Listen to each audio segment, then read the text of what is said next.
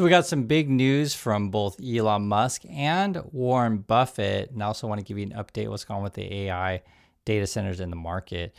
So first, check this out. Buffett's Berkshire sits on record cash pile, what that means for markets. And every time we check on Warren Buffett the last couple of years, it's been the same. They're either selling stock or you're hearing about record cash pile, and it just keeps getting bigger and bigger and bigger, right? So this was then today. Warren Buffett's $6 billion stock exit is his loudest warning yet. And then a few months ago, you had this wild headline because they're sitting on nearly $400 billion in cash. And this, at this point, when this came out, it was like $334 billion. It's a lot of money.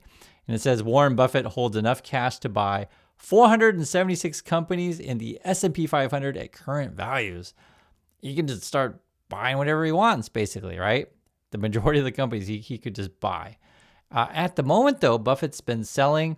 There's a rumor out there that he might have been dumping yet more Apple stock, so that the papers came out, documents of like disclosure, I should say, of what they've been selling, and it's kind of the Apple stock is in a particular category, and like, oh, that's probably Apple stock. It's like 1.2 billion worth of sales, and then they've been a net seller. This is Warren Buffett and the gang. They've been a net seller of stocks for like 12 consecutive quarters, and so you could read this a couple different ways. One is Warren Buffett, they're just selling stuff. So when he retires at the end of the year, the new person who comes in and becomes CEO of Berkshire Hathaway, I think his name is Greg Abel, will be able to take the reins and do whatever they want with the cash. That's one way you could read it.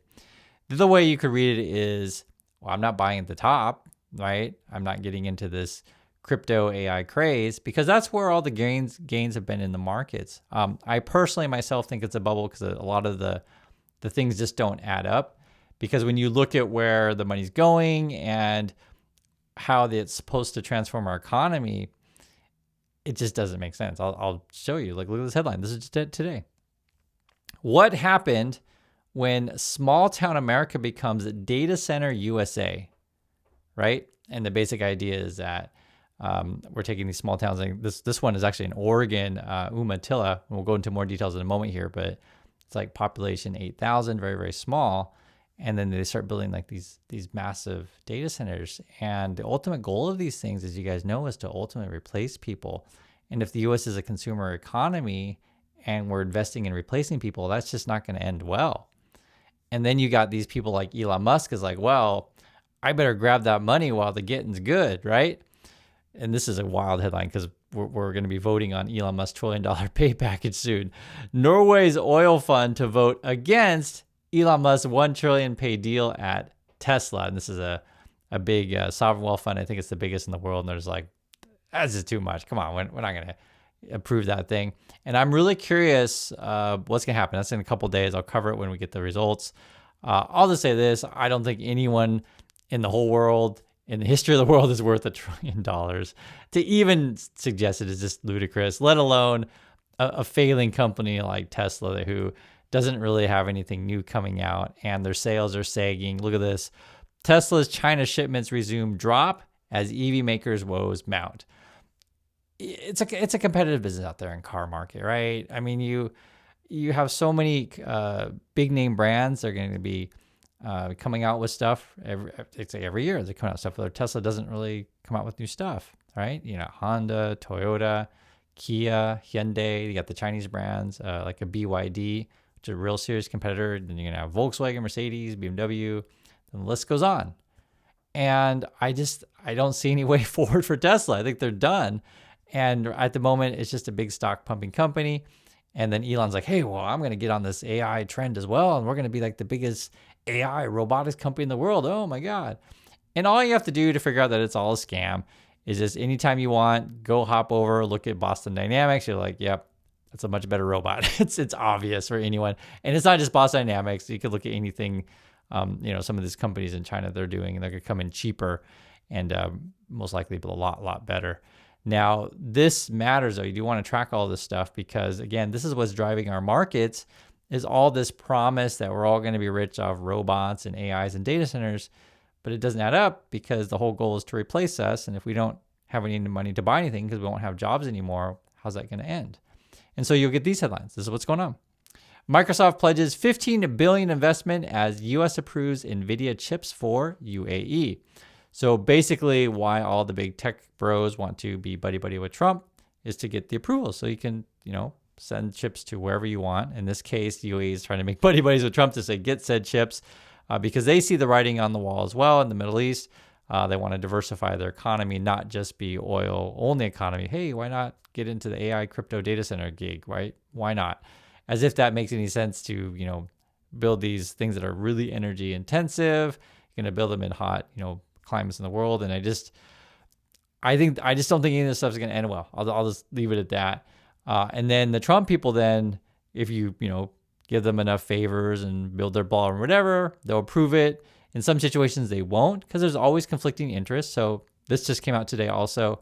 Trump officials torpedoed NVIDIA's push to export AI chips to China. Okay, so I guess it's okay to send chips to the Middle East, right? UAE, but maybe not to China. And then if you have rough patches there, then China will have a couple different options. One would be they can make their own chips eventually, which may rival NVIDIA's at a much cheaper price. Essentially, I think that's the game plan going forward for China. I don't think they're there yet to where they can, compete with NVIDIA at that level, but I don't think they're far away. DeepSeek came out recently, and they basically came out to where it was like, I think it was some crazy number, like 100th of the cost of, like 1 out of 100, right? The 100th of the cost of the American version of, say, data centers and other things.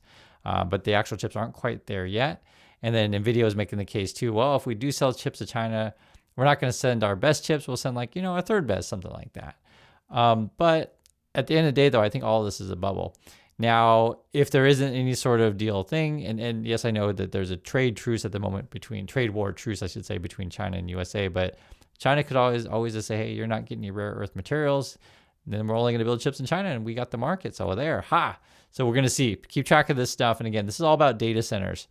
And it's actually pretty pronounced in the Chinese market. I didn't realize this. And I'll read it and you'll see. It says, Asian markets, the reliance on AI boom raises bubble fears. And here, this is a chart. They're looking at PE ratios, okay? And there's a couple companies. There's the Cambricon, so that's in China, and the SMIC. And their price to earnings ratios is like through the roof. It's a couple hundred, 200 to 300, whereas NVIDIA and AMD is also very high. Like it's like 55 and AMD is 120. And this is, the price of stocks compared to how much money the company makes, right? It's a ratio. But that means, you can just see right there, they're either expecting Chinese, chip makers to just grow massively their earnings the next couple of years, or it's just like this massive bubble and everyone's overpaying for said things, which certainly could be a possibility. I just don't think it can last, because same thing with the data center is once you build these data centers, you're not going to need to build any more, right? What I mean, there's going to be a finite amount that you need, right? Do you expect every city in the whole world to have a data center and endless growth of data centers? Like there's going to be a point where we just don't have the power and we don't have the need for said thing.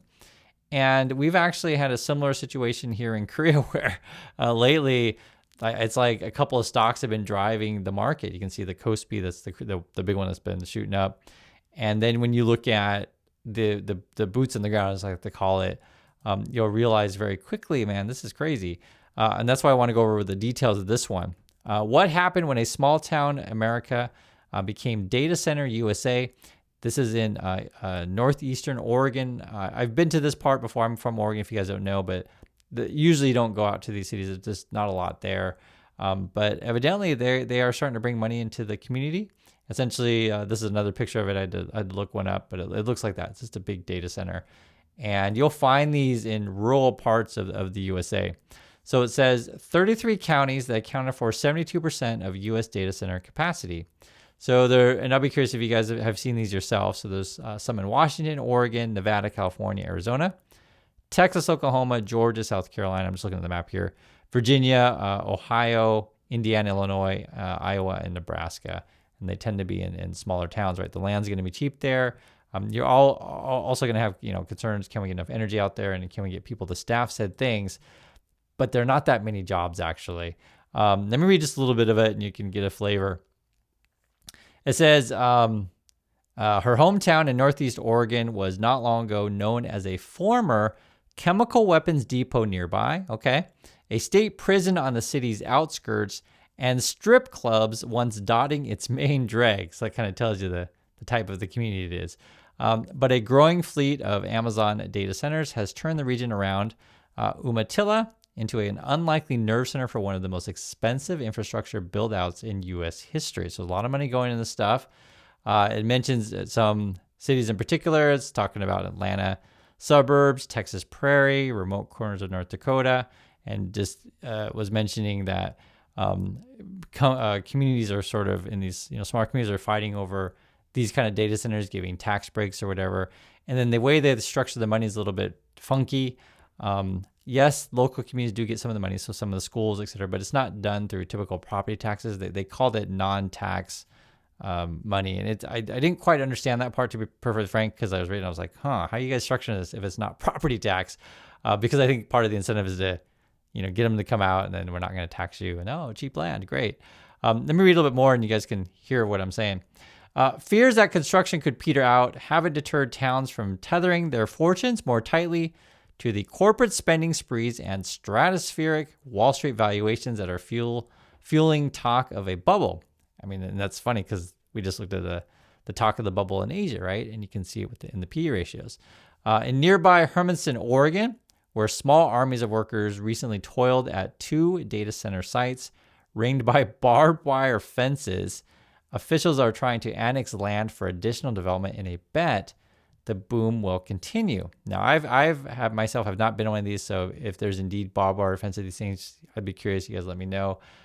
They were saying here that they're making a joke that some of these places are like Area 51 because people have to sign non-disclosure agreements, so you can't really say what you're doing at your work or what's going on inside there. So it's kind of funny. Who knows? Maybe there are alien technology in that thing for all we know, right? We're open for business, it says, okay? If this is what's going on right now, this is what it's going to be, okay?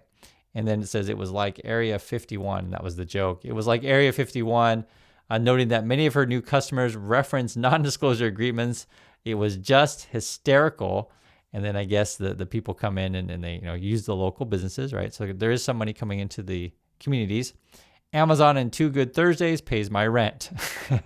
The company gets a lot in return, big tax breaks, and 3 resources that data centers need in abundance: land, water, and power. So that's what you need. You need land, water, and power for these things. Check out this chart. This actually shows you where the money's going in USA. You can literally see right there in the chart. The blue line that's just like making this like crazy line up, right? And this is since 2019 private spending, right? The data center construction is just going through the roof. You can see right there. Whereas new offices are flat. So that's where you can kind of see what's happening. I mean, you can see it. And as I mentioned before, the idea though is that these data centers are ultimately going to replace everyone. Just read a little more and you'll see like there's not as many jobs as you think there would be. So when Trump says there's going to be a bunch of investment and all these jobs are coming back, you're going to have temporary jobs building these things, but after that, not so much. So we'll read it for you. It says, AWS shares a little about how many guards and technicians each data center requires once it's running. So we don't actually know exactly, right? Shares very little about how many guards and technicians each data center requires. Fueling jokes by some residents that security at the facilities rivals the state prison nearby. Okay, maybe.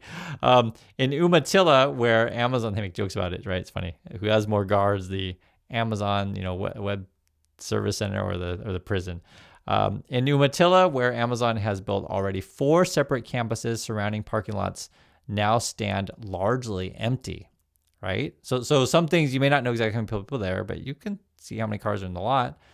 Consulting firm Johnson Economics estimates that each 4-building campus in the area supports as many as 140 full-time workers. Basically, not that many. 140 full-time workers. And the way they say this is this at the 4-building campus. So you can do the math, maybe 30 or some, people at each building, something like that. Local officials rely on third-party location tracking software to guess the number of jobs created where workers lay their heads at night. The data suggests that many of them are at least currently living nearby. It's very interesting when you read through this stuff.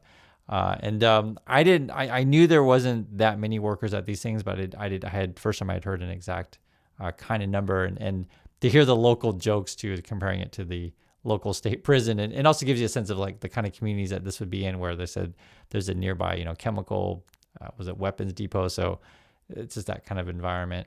And then, strip clubs everywhere, I guess.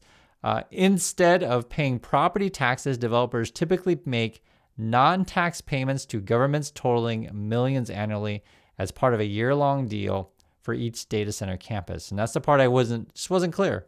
It's just not clear. And I'll read again, and if you guys have any thoughts on what you think this means and how it plays out, I'd like to hear your thoughts on this one. Instead of paying property taxes, developers typically make non-tax payments to governments. And you could read that any number of ways, right? Non-tax payments to governments. And Umatilla, that money is controlled by the city and county officials rather than traditional taxing districts like schools and the fire department, right? You can use your imagination with this stuff. But to be fair, they did say, though, that some of the Amazon money has gone to local schools, and the schools and the students have a little bit better equipment to learn, tech and robotics, which I think is a good thing. But, when you get this kind of stuff and a lot of money coming in quickly to these small towns, I'm sure there's all sorts of, we'll say, tomfoolery going on. I wouldn't be shocked. That has contributed to political strife, including tension over whether to fund new projects or existing services, right? This year's Sipe's son, Mayor Caden Sipe, sued the city manager and city council members for allegedly infringing his First Amendment rights after they censored him in a dispute centered on spending. Those leaders have denied his accusations and moved to dismiss the suit. So obviously there's going to be fights over this stuff when you're talking about a lot of money, and everyone's going to want needs for the community. It doesn't mean everything is necessarily in bad faith. It's a lot of money, and they never had to make these kind of decisions of where the money should go and how it should be allocated. But overall, though, I am concerned. If you put it all together in sum, Buffett is selling stock. He's holding on cash. Elon Musk is trying to do a cash grab, and all this supposed growth in the markets is data centers, which is, again, designed to replace you, the consumer, yet the American consumer is, 70% of the American GDP in like our market. We expect people to buy stuff. So at the end game, just doesn't make sense to me. And I think there's going to be a lot of like real upheaval when people are going to find out, wow, you're investing all this money to replace me. So that's my thoughts on this. I'd like to hear yours. Please be careful out there. And I'll catch you on the next video.